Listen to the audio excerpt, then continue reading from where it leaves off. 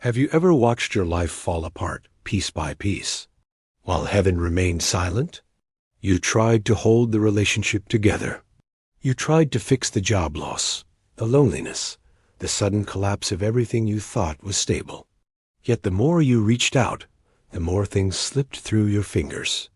And somewhere in the middle of that quiet wreckage, you whispered, "God, where are you?" What if the breaking wasn't abandonment, but construction?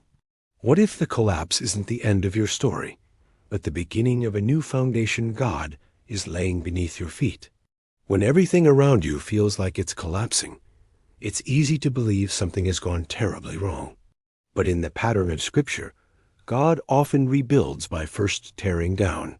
He allows certain walls to fall, not to punish you, but to reveal what could no longer support the weight of your calling. Throughout this message, we will explore why God sometimes lets your life unravel in silence, what He is exposing, what He is strengthening, and what He is preparing within you. You will see that ruin is rarely random. It is a process intentional, purposeful, and filled with hidden mercy. And by the end of this journey, you may discover that what felt like loss was actually God laying a new foundation beneath your feet. There comes a moment in every believer's life when God gently but firmly removes the supports you were never meant to lean on. You may not notice it at first. A relationship fades. A job becomes unstable. The people who once carried you emotionally begin to drift away. And suddenly, you are forced to confront a truth you didn't want to see. Your heart was resting on things that could not hold you. Scripture warns us of this in Jeremiah 17:5-8, showing the contrast between the one who trusts in man and the one who trusts in the Lord. One becomes like a withered shrub in the desert, while the other flourishes like a tree planted by the waters. God isn't trying to hurt you. He is trying to transplant you from barrenness to strength. So when something collapses in your life, don't be too quick to assume failure.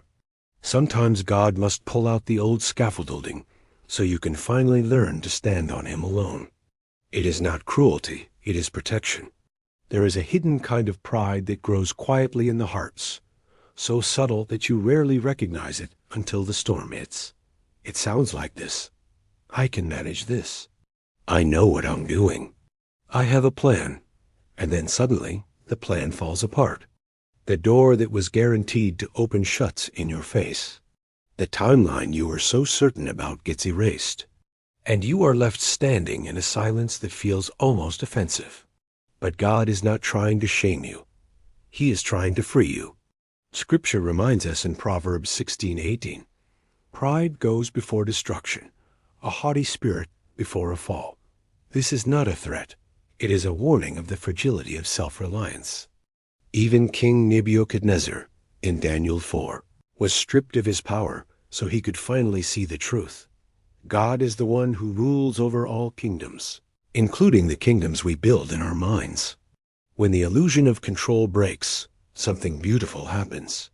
Your hands, once clenched around your own plans, finally open.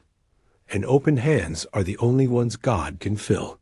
Some structures look solid from the outside, smooth walls, fresh paint, clean lines.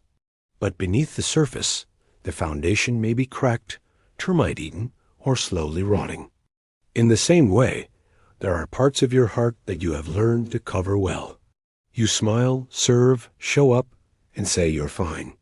But God sees the fractures beneath the surface, the bitterness you never confronted, the fear you never confessed, the wounds you never treated. Sometimes He allows a shaking, not to expose you to others, but to expose you to yourself. David prayed in Psalm 139:23-24, "Search me, O God, and see if there is any offensive way in me." He wasn't asking for comfort, he was asking for truth. And truth often comes through disruption. When God lets something fall apart, it may be His way of revealing what could not remain hidden forever. The breaking becomes a kind of divine diagnosis, painful, yes, but necessary for healing that finally goes deep. Sometimes the very place where your heart broke becomes the place where your purpose is born. You may look at your losses and see only endings, but God often sees beginnings, foundations He could not lay until the old structure came down. Many of the greatest callings in Scripture were not discovered in moments of triumph, but in moments of devastation. Joseph's destiny began not in comfort, but in betrayal. Moses found his purpose after 40 years in the wilderness. Paul was transformed when everything he trusted was stripped away. Romans 8:28 reminds you that, in all things God works for the good of those who love Him. Notice it does not say after all things, but in all things, even the things that fall apart. Your collapse does not disqualify you. It prepares you. It sensitizes your heart to the pain of others. It humbles you so you can be trusted with influence. What you lost may become the very testimony God uses to lift someone else. Your calling is often hidden inside the ashes you once feared. There are seasons when God does not rebuild your life all at once. Instead, He invites you to walk through the debris while the dust is still settling. This is the hardest kind of faith, the kind practiced not on mountaintops, but in the ruins, when nothing looks stable and nothing makes sense. You wake up each morning wondering how to take the next step, yet somehow you do. And every step becomes an act of worship. Scripture speaks to this in 2 Corinthians 5-7. For we walk by faith, not by sight. Sight depends on clarity, structure, and certainty. Faith depends on a person. When the path is unclear, the shepherd becomes clearer. God often gives strength before He gives answers, and presence before He gives explanations. Think of Israel walking through the wilderness. They didn't have a map, but they had a pillar of cloud and fire God's daily guidance, one step at a time. When your world is still rubble, your faith is being trained to rely not on what you see, but on who walks with you. And that kind of faith can withstand anything. There is a holy strength that is born only in surrender, the kind that grows when you finally stop fighting to resurrect what God has already brought to an end. In the silence of your collapse, He is gently inviting you to loosen your grip, to release your expectations, to stop forcing doors that no longer belong to your future. This surrender is not weakness. It is the beginning of divine alignment. Hebrews 12:11 says that no discipline feels pleasant at the moment, but later it produces a harvest of righteousness and peace. The peace doesn't come from understanding everything. It comes from trusting the one who understands you.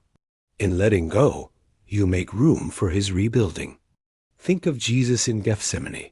His surrender looked like loss, yet it opened the way to resurrection power. When you surrender your broken pieces to God, you are placing them in the only hands capable of shaping them into something eternal. Your collapse is not where your story ends it. It is where God begins to rewrite it. So if you find yourself standing in the dust of a life that no longer looks like what you prayed for, take heart. God has not abandoned you. He has not overlooked you. He is rebuilding you from the inside out, laying a new foundation beneath your feet, one that cannot be shaken by circumstances, people, or seasons. The breaking was never meant to destroy you. It was meant to deliver you, to free you from false dependencies, to expose hidden wounds, to strip away illusions, to prepare you for a calling far greater than the life that collapsed. And even now, God is closer than you feel, working in the silence, shaping what you cannot yet see. If this message has spoken to your spirit, I encourage you to declare in the comments, God is rebuilding me. Let it be your prayer. Let it be your courage. Let it be your agreement with the work He is doing in you. And if you need more encouragement for your journey, don't forget to subscribe and share this video with someone who may feel like their world is falling apart. You never know whose foundation God is strengthening through your obedience.